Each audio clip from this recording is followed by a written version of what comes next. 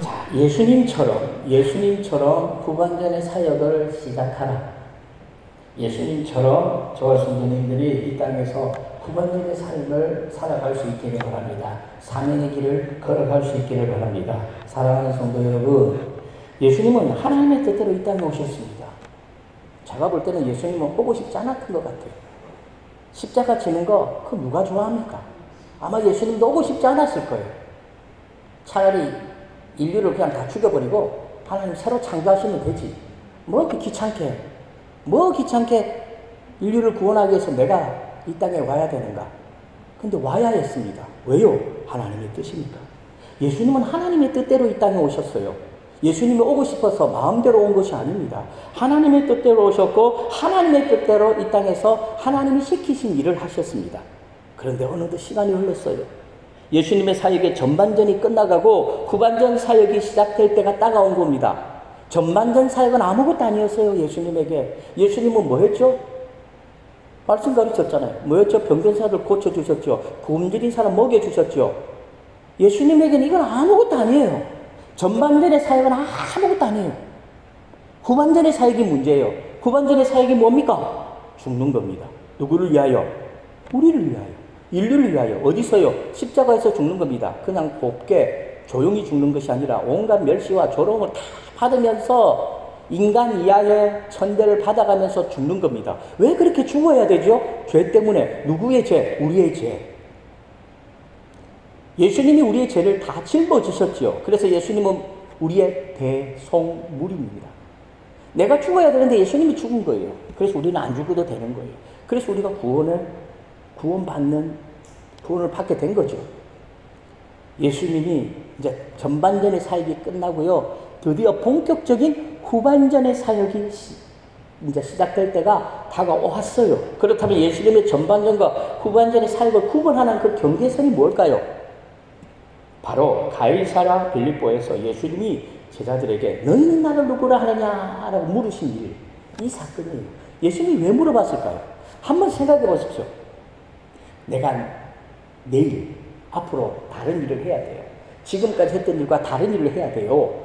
그런데 지금까지 나와 함께 있던 제자들에게 물어보는 거 알고 싶은 거죠. 이들이 전반전 사역 동안 나와 함께 하면서 같이 먹고 같이 마시고 하나님의 말씀을 내가 가르쳤잖아요. 온갖 기적을 그들에게 보여줬고 그들조차도 귀신을 쫓아내는 능력을 행했어요. 그러면 예수님이 알고 싶어요. 이 제자들이 지금 수준이 어느 정도일까? 저들은 저 많은 군중들처럼 자기의 필요에 따라서 나를 따라왔을까? 아니면 나를 정말로 하나님의 아들로 그리스도로 믿고 따라왔을까? 예수님도 알고 싶었어요. 그래서 예수님이 물어봅니다. 너희는 나를 누구로 하느냐? 이때 베드로가 아주 유명한 신앙 고백합니다. 마가복음에서는 뭐라죠? 주는 그리스도십니다. 메시아라는 거죠. 우리를 구원하기 위해서 이 땅에 오신 메시아다. 왕이라는 겁니다. 마태복음에서는 주는 그리스도시요 살아계신 하나님의 아들이십니다 하고 또 구체적으로 설명하고 있습니다. 그런데 왜 예수님은 제자들에게 너희는 나를 누구라고 물으셨을까요? 아무 이유 없이 물으신 건 아니죠. 우리 예수님은 실없는 분이 아니거든요. 성경에 보니까 우리 예수님은 농담도 안 하시더라. 아무 이유 없이 제자들에게 물으신 것이 아니에요. 분명한 이유가 있습니다. 왜 물으셨을까요? 예수님이 이제 본격적으로 후반전 사역을 시작할 때가 되었기 때문입니다. 전반전 사역과 후반전 사역은요, 본질적으로 달라요. 전반전 사역은 내 목숨을 안 걸어도 됐어요. 후반전 사역은 내가 죽어야 돼요. 목숨을 걸어야 돼요. 질적으로 다른 사역이 시작되는 겁니다. 그래서 제자들도 자신과 함께 이 후반전 사역을 같이 할 수 있을지, 그 정도 믿음이 되는지 점검하고 싶었죠. 한마디로 말해서 제자들의 믿음을 테스트한 겁니다. 사랑하는 성도 여러분, 예수님은 이 땅에 아무 계획 없이 오신 것이 아닙니다. 하나님의 철저한 계획 속에서 예수님은 이 땅에 오셨어요. 지금까지 하나님의 뜻대로, 하나님이 지시한 대로 명령에 따라서 순종하면서 하나님이 맡겨진 사명을 감당했습니다. 그리고 이제 하나님의 뜻대로 본격적인 본격적인 후반전 사역을 시작할 때가 된 겁니다. 그래서 후반전 사역을 시작하기 전에 지금까지 동거하고 가르쳤던 제자들을 알고 싶었어요. 얘들이 믿을만 할까? 예수님은 더 이상 제자들과 같이 있을 수가 없잖아요. 예수님 십자가 못 박히고 죽으시고 부활하신 다음에는 더 이상 예수님은 제자들과 같이 있을 수가 없어요. 더 이상 예수님이 전반전 사역처럼 제자들과 같이 먹고 마시고 그들을 돌봐줄 그럴 여유, 시간이 없다고요. 앞서 얘기했지만 예수님의 후반전 사역이 뭡니까? 십자가를 지는 겁니다. 하나님의 뜻대로 구원을 완성하는 겁니다. 그런데 이 길은 쉬운 길이 아닙니다. 고난의 길입니다. 멸시받고 조롱받는 길입니다. 심지어 하나님에게까지 버림받는 길이에요. 그래서 예수님은 십자가상에서 하나님께 뭐라고 외칩니까? 엘리, 엘리, 라마, 사박다니. 아마 예수님은 하늘을 쳐다보면서 엘리, 엘리, 라마, 사박다니 하고 큰 소리로 외쳤을 거예요. 나의 하나님, 나의 하나님, 어찌하여 나를 버리셨나이까? 예수님이 이렇게 비명을 지르는 겁니다. 그런데 하나님이 예수님의 음성을 들었겠죠? 사람들은 눈에는 안 보여요. 예수님에게는 보이지요. 하나님이 보여요. 하나님도 예수님이 보여요. 유대 전설에 의하면요, 하나님이 어떻게 했다고요? 절규하는 예수님의 음성을 우리 하나님은 들었죠. 가슴이 찢어지겠죠. 우리 하나님도 인격적인 분인데, 예수님을 얼마나 사랑하는데, 십자가에서 고통 가운데 죽어가면서 외만이 비명을 지르는 예수님의 그 음성을 하나님이 들었을 거예요. 들었죠. 근데 하나님이 어떻게 합니까? 고개를 싹 돌려버립니다. 무슨 말입니까? 버렸다는 거죠. 왜 그럴까요? 십자가상의 예수님은 온 인류의 죄를 짊어진 예수님이에요. 예수님이 고개를 돌렸어요. 무엇에 대해서 고개를 돌렸습니까? 죄에 대해서. 죄를 버렸다는 거죠. 죄에 대해서 고개를 돌렸어요. 그러므로 예수님의 후반전 사역은 고통의 길이에요. 눈물의 길이에요. 그래서 고통이 없이 눈물이 없이 갈 수 없는 무섭고 두려운 길입니다. 그래서 예수님은 알고 싶었던 겁니다. 제자들이 나를 어떻게 생각하고 있을까? 제자들도 나와 같이 이 후반전의 사역을 같이 할 수 있을까? 사랑하는 성도 여러분, 성도님들은 예수님을 어떻게 알고 있습니까? 예수님을 믿고 있습니까? 그러면 어떻게 믿고 있습니까? 하나님의 아들로 믿고 있습니까? 솔직해야 돼요. 솔직해야 돼요. 왜 11조하고 왜 감사한금하고 왜 교회 봉사합니까? 믿음 없이 하는 거는 헛된 거예요. 안 해도 돼요. 그거 왜 합니까? 믿음 없이 하는 거는 헛된 거예요. 믿음이 있으니까 하는 거예요. 누굴 믿어요? 예수님을 믿어요.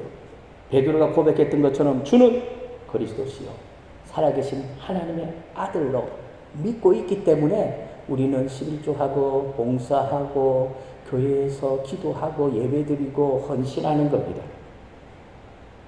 저와 성도님들도 이 베드로의 고백처럼 예수님을 믿어야 돼요. 예수님은 구세주, 예수님은 우리의 주인, 예수님은 하나님의 아들, 그렇게 알아야 되고 믿어야 돼요.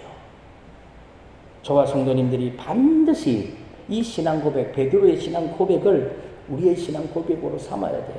그래서 이 신앙 고백 위에 우리 부강교회가 날로 든든히 세워져 가야 되는 거예요.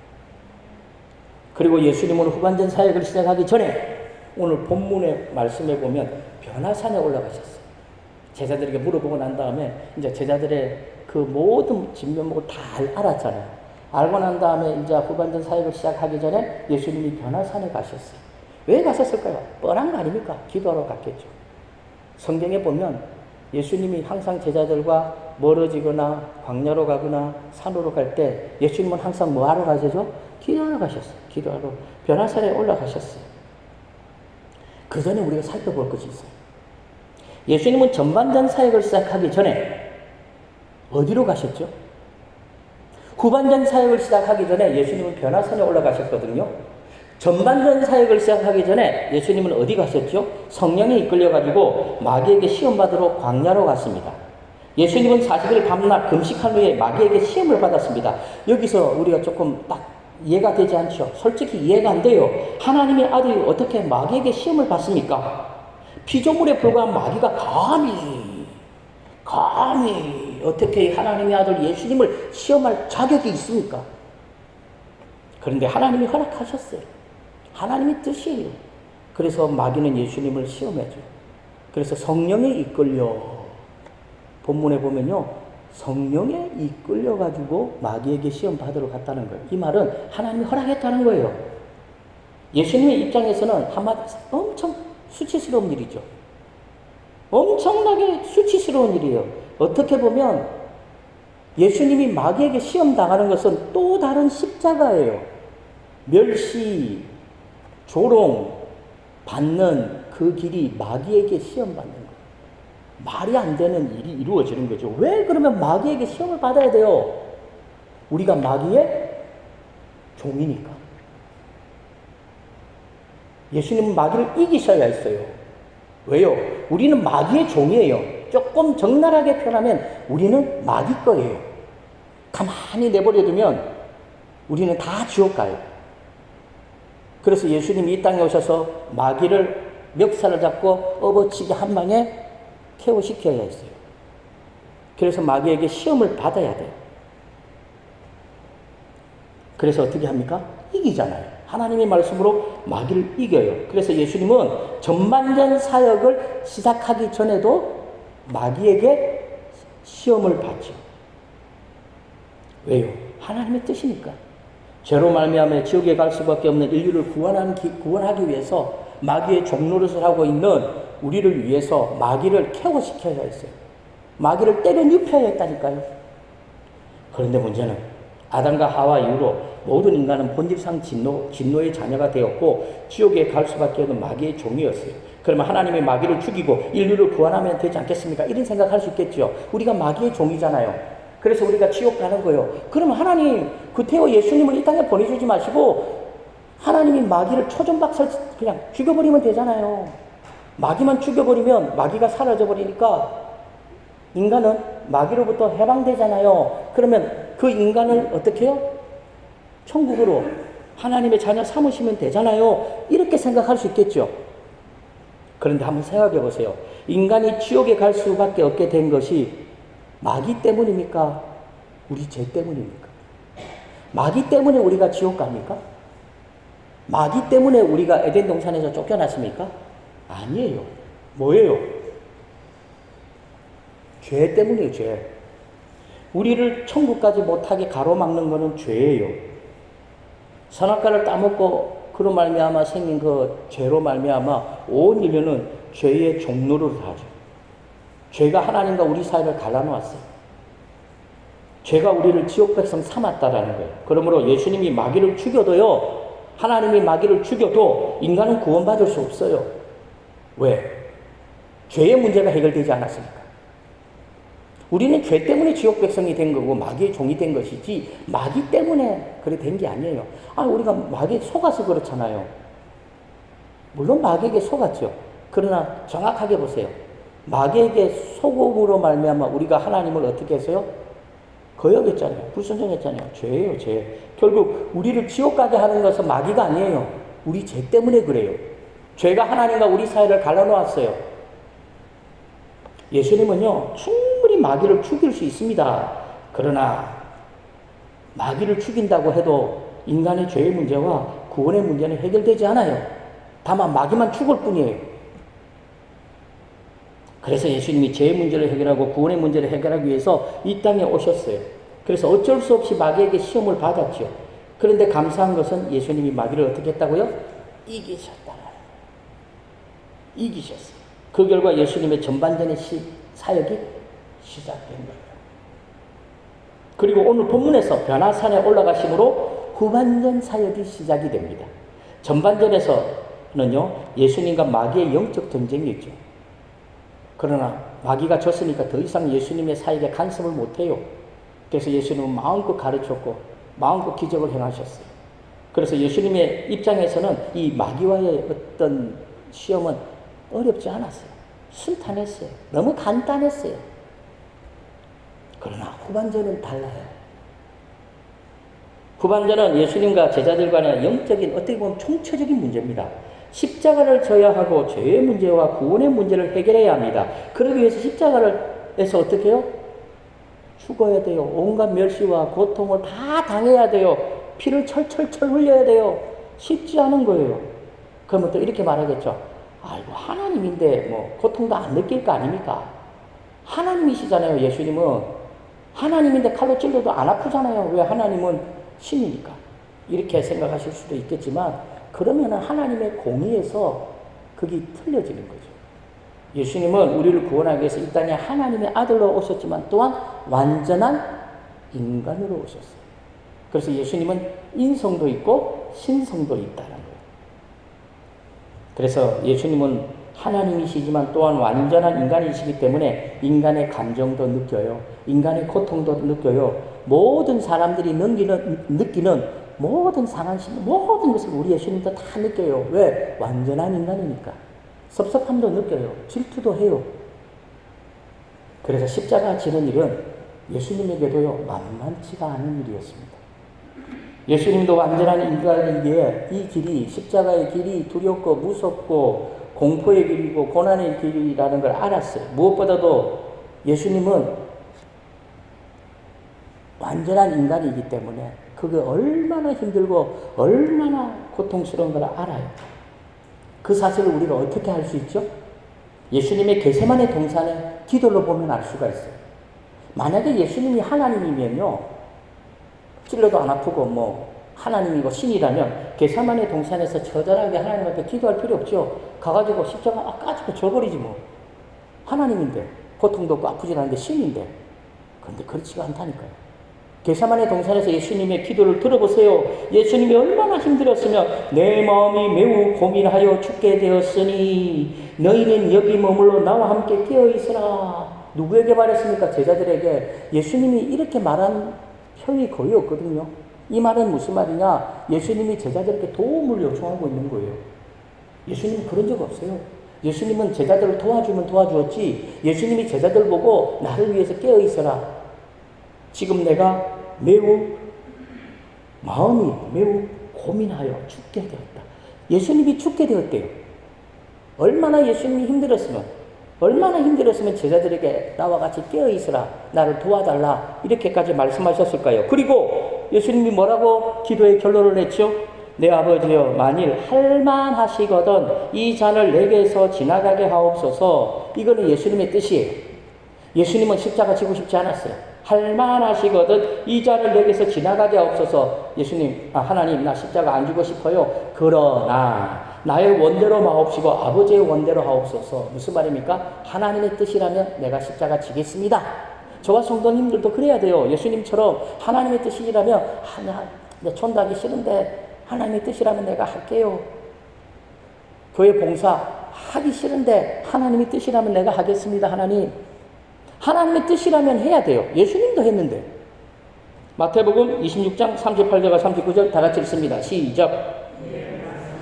내 마음이 매우 고민하여 죽게 되었으니 너희는 여기 머물러 나와 함께 깨어있으라 하시고 조금 나아가사 얼굴을 땅에 대시고 엎드려 기도하여 이르시되 내 아버지여 만일 할만하시거든 이 잔을 내게서 지나가게 하옵소서. 그러나 나의 원대로 마시옵고 아버지의 원대로 하옵소서. 그러므로 변화사는 예수님에게 십자가를 질 수 있는 힘을 주었던 아주 중요한 거예요. 마귀에게 시험을 받음으로 예수님이 마귀를 이김으로 전반전의 사역을 우리 예수님이 힘있게 하셨던 것처럼 변화산에 올라가셔서 변화산에서 있었던 모든 일을 통해서 이 변화산은 예수님에게 후반전의 사역을 감당할 수 있는 힘을 얻었던 곳이 바로 변화산이거든요. 변화산에 올라가서 기도하지 않았다면, 변화산에 올라가서 모세와 엘리야를 만나지 않았다면, 변화산에서 하나님의 음성을 듣지 않았다면 예수님에게 십자가 지는 일은 훨씬 더 고통스럽고 훨씬 더 힘든 일이었다고요. 왜? 예수님도 인간이니까. 바늘로 찌르면 아프다니까요. 예수님이 채찍을 맞거든요. 로마 군인들은요, 채찍이 길지가 않아요. 딱 잡으면 1m 정도 돼요. 1m.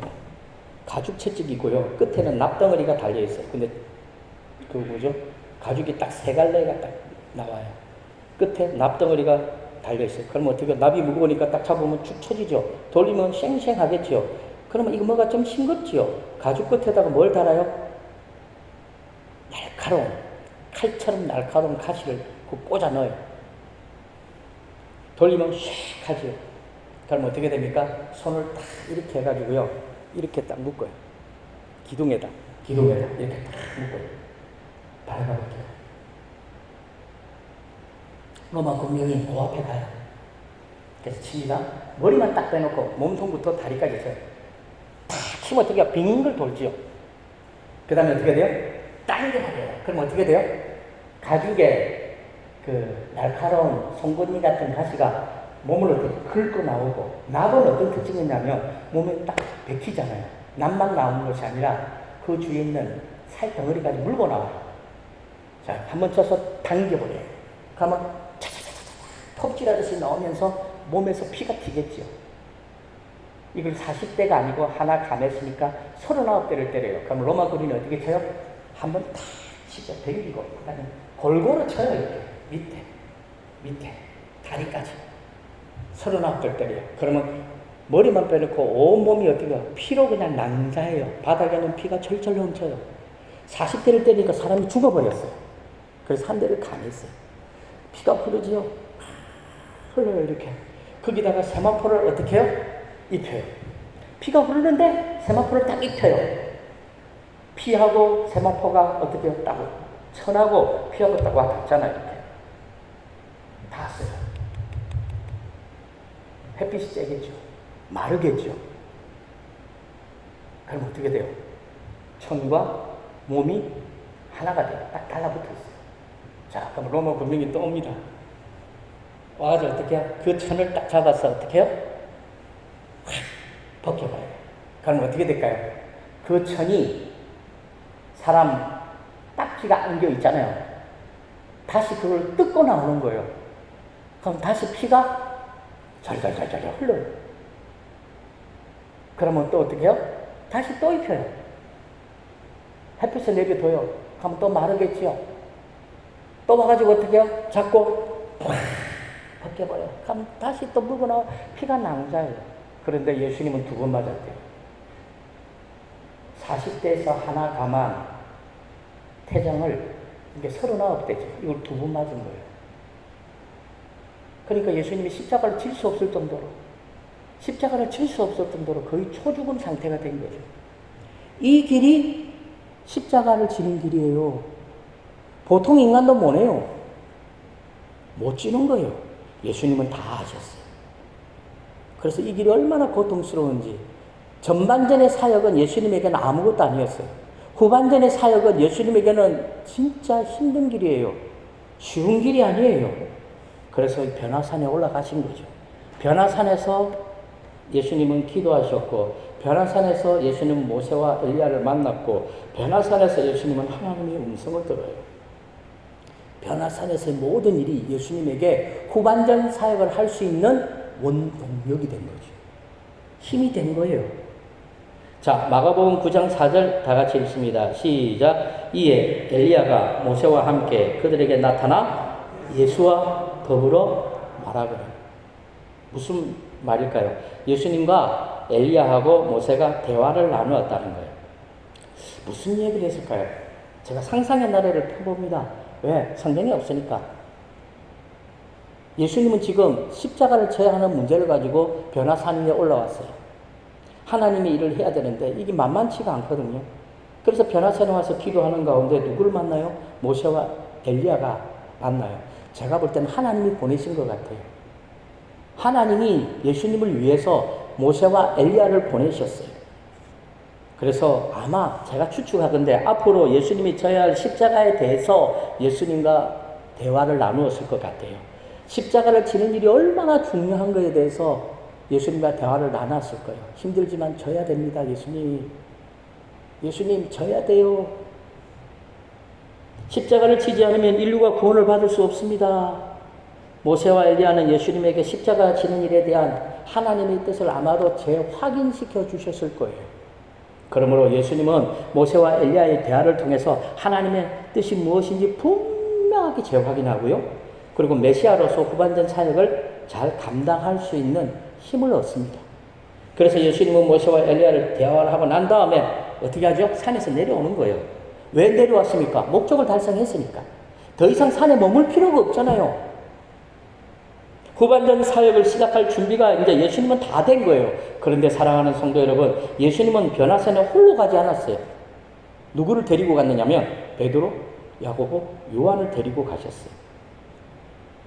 예수님은 가이사랴 빌립보에서 너희는 나를 누구냐 하냐면서 제자들의 수준, 제자들의 믿음을 재확인했거든요. 아직도 멀었다는 사실, 제자들은 아직도 멀었다는 사실 예수님은 확인하셨어요. 그러면 예수님은 왜 제자들을 데리고 가셨을까요? 당연히 제자들을 위해서 데려가셨겠죠. 제자들의 그 믿음을 어떻게 좀 세워주기 위해서, 단단하게 하기 위해서. 예수님은 지금 십자가를 치는 정말로 중요한 일로 변화산에 갔어야 하는데 왜 굳이 베드로, 야고보, 요한을 데리고 갔을까? 안 데려가도 될 텐데 이런 마음이 솔직하게 저는 들었어요. 그런데 예수님에게는 베드로, 야고보, 요한을 데려갈 필요성을 느꼈다는 거죠. 예수님은 베드로, 야고보, 요한에게 보여주고 싶었던 것 같아요. 앞으로 십자가를 제하는 자신, 하나님의 아들로 이 땅에 오신 예수님의 그 모습, 변화되어지는 모습, 모세와 엘리야와 대화를 나누는 모습, 하나님의 음성, 이 모든 것을 보여주고 싶었던 것 같아요. 왜 그래 보여주고 싶었을까요? 베드로, 야고보, 요한이 지금보다 어떻게 되라고요? 좀 이렇게 발전하라고. 믿음도 좀 커지고 모든 것이 이렇게 높아지기를 원했죠. 그래서 예수님은 베드로와 야고보, 요한 앞에서 어떻게 해요? 변혁이 됩니다. 옷이 광채가 났어요. 그런데 솔직하게 한번 생각해 보세요. 옷이 광채가 났을까요? 저는 아니라고 봐요. 예수님의 몸이 변형돼 버렸거든요. 예수님의 몸이 광채가 나니까 옷이 광채가 나는 것처럼 보이는 거예요. 우리가 전구를 보잖아요. 전구를 보면 그 전구 담아 유리가 광채가 납니까? 아니잖아요. 그 속에 있는 그 뭐죠? 그거 구리로 만든 그 이상한 그거. 거기서 불빛이 있으니까 그 둘러싸고 있는 유리가 빛을 발하는 거죠. 빛이 나는 것처럼 보이는 거예요. 마찬가지예요. 예수님이 변형돼 버린 거예요. 인간이 아니라 신성한 하나님의 몸으로 변형돼 버렸는데 그 신성한 하나님으로 변형된 것에 옷이 감추어져 있으니까 옷이 어떻게 해요? 그 예수님의 광채를 감당하지 못하는 거예요. 그래서 옷조차도 광채가 나고 옷이 하얗게 휘어졌죠. 그래서 마태복음을 보면요, 조금 구체적으로 말해요. 변화사에서 예수님의 얼굴이 해같이 빛났다라는 거예요.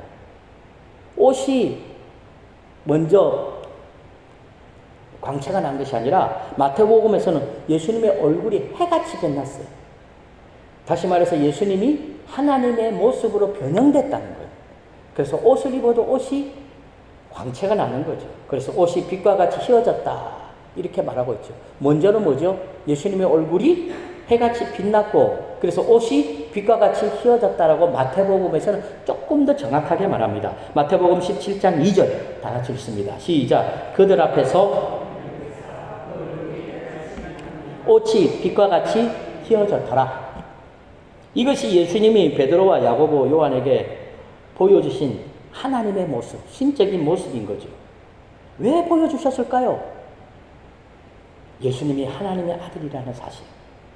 너희가 지금까지 기다려왔던 메시아가 바로 예수님이라는 사실을 베드로, 야고보, 요한을 통해서 알도록 구약에서 모세를 통해서 주셨던 율법, 엘리야를 비롯한 수많은 선지자들이 예언했던 그 메시아, 그분이 바로 누구라고요? 바로 예수님 자신이라는 겁니다. 그런데 베드로와 야고보와 요한은요, 몰라요. 이해를 못해요. 더 확실한 사실은 그들은 무서워가지고 벌벌 떨고 있어요. 베드로와 야고보와 요한에게 하나님이 음성이 들리죠. 뭐라고 말합니까? 이는 내 사랑하는 아들이니 너희는 그의 말을 들으라. 하나님의 음성이 들렸는데 하나님이 이는 내 사랑하는 아들이니 너희는 그의 말을 들으라고 이렇게 말씀하셨잖아요. 이 무슨 의미일까요? 예수님이야말로 하나님의 아들이고 예수님이야말로 그리스도고 예수님이야말로 참된 메시아라는 사실을 누가 증명해 준 거죠? 하나님이 증명해 줬잖아요. 이는 내 사랑하는 아들이라는 거예요. 너희들은 예수님의 말씀을 들으라는 거예요. 예수님 말씀을 순종하라는 거예요. 앞으로 예수님이 하실 일을 너희들은 받아들이라는 거예요. 그런데 베드로, 야고보, 요한은 몰라요. 몰라요. 그러므로 예수님이 베드로와 야고보, 요한을 함께 데리고 온 것은 예수님이 세상을 구원하는 메시아라는 사실을 스스로 눈으로 보고 귀로 듣고 그들이 알고 믿게 하기 위해서입니다. 오직 예수님만이 죄의 문제를 해결할 수 있는 유일하신 분이라는 사실, 구약에서 율법과 선지자들의 예언을 통해서 말씀하셨던 분이 바로 예수님이라는 사실을 보여주시기 위해서, 아마 그래서 그 변화산에서 모세와 엘리야가 나타난 것이 아닌가 생각되어져요. 모세는요, 율법을 대표하죠. 엘리야는 선지자를 대표하는 거예요. 구약에서 선지자들의 예언들, 율법에서 말하고 있는 것들, 그분이 누구라고요? 예수님이라는 거예요. 그런데 몰라요. 베드로, 야고보, 요한은 알지 못했습니다. 예수님은 변화산에서 다시 힘을 얻어 후반전 사역을 시작할 준비가 되셨지만 제자들은 여전히 준비가 안 됐어요. 제자들은 예수님의 후반전 사역에 동참할 준비가 아예 안 됐어요. 그래서 예수님이 잡히시던 날 밤에 어떤 일이 벌어지죠? 다 도망가버렸죠. 예수님이 잡히시던 그 밤에 자기들도 예수님을 따라가야죠. 예수님을 따라가야 되는데 그런 사람은 없었어요. 다 도망가 버렸어요. 예수님을 위해서 죽겠다던 베드로는요, 예수님을 3번이나 부인하고요, 계집종 앞에서 예수님을 저주까지 했어요. 자, 왜 그러죠? 그 이유가 무엇입니까? 당연히 그들이 예수님을 믿지 않았을 거예요. 이미 제자들의 고정관념 속에는요, 하나님의 뜻에 합당한 예수님이 머릿속에 들어가지 있지 않았어요. 하나님이 보내신 메시아는 예수님인데 자신들이 생각하고 기다리는 메시아는요, 예수님이 아니에요. 어떤 다윗과 같은 메시아였어요. 다윗은 뭐죠? 왕이잖아요. 예수님은 말구에서 왔잖아요. 이거 안 돼. 어떻게 하나님의 아들이 말구에서 올 수 있어? 안 돼. 하나님의 아들은 어떻게 와야 돼요? 다윗처럼 와야 돼요. 그래서요, 유대인들은요, 지금도 다윗과 같은 메시아를 기다려요. 그래서 이스라엘의 국기가 다윗의 별이잖아요. 오각형이 아니고 육각형. 나중에 인터넷 가서 확인해 보세요. 오각형이 아닙니다. 이렇게 딱딱. 육각형의 별이 다윗의 별이에요. 또는 메시아의 별을 상징해요. 그래서 유대인들, 이스라엘의 국가는요, 육각형의 별입니다. 지금도 그들은 기다리고 있어요. 누굴요? 다윗과 같은 메시아가 오기를. 하나님은 이미 보냈는데 유대인들은 몰라요. 제자들처럼 몰라요. 오늘 변화산에 있었던 베드로, 야고보, 요한처럼 몰라요. 모르니까 어떻게 지금도 기다리고 있어요. 이유가 뭘까요? 자기가 생각하는 메시아가 아니기 때문에 그래요. 사람은 참 웃겨요. 자기 생각이 뭐가 중요해요? 하나님의 생각이 중요하잖아요. 하나님이 예수님 보고 들어라, 예수님이 메시아야, 예수님이 그리스도야, 이렇게 가르쳐 줬잖아요. 오늘 변화산에서. 그러면 어떻게 돼요? 예, 알겠습니다 하면 될 건데, 베드로, 야고보, 요한 속에는, 그도 유대인들이니까 그 속에는 이거 아닌데, 우리가 기다리는 메시아는 다윗과 같은 왕 같은 메시아인데 예수님은 다윗과 같은 그런 모습이 없잖아. 아닌데. 그러니까 어떻게 해요? 안 믿는 거죠. 안 믿는 겁니다. 그래서 예수님이 이미, 그래서 구약의 예언에 메시아가 오시기 전에 그들이 뭐라고 말하죠? 메시아가 오시기 전에 엘리야가 먼저 온다고 그들은 알고 있다는 거예요. 예수님께 그렇게 말해요. 예수님, 메시아가 이 땅에 올 때는요, 메시아가 오기 전에 엘리야가 먼저 온다고 했는데요, 아직 엘리야도 안 왔잖아요. 엘리야도 안 왔는데 어떻게 메시아가 왔다고 말할 수 있습니까? 그래서 예수님이 뭐라고 말합니까? 구약 예언에서 메시아가 오시기 전에 엘리야가 온다는 사실은 너희들이 알고 있으면서 이 땅에 오시는 메시아가 많은 고통을 받고 멸시를 받는다는 사실은 왜 너희는 모르느냐는 거죠. 그래서 예수님이 이미 엘리야가 왔는데도 너희는 알지도 못했고 너희가 엘리야를 죽였다고까지 말씀합니다. 누구를 두고 한 말이죠? 엘리야, 누굴 두고 한 말이에요? 세례 요한. 세례 요한이 구약에 예언되어진 엘리야라고. 마가복음 9장 12절과 13절 다 같이 읽습니다. 시작. 이르시되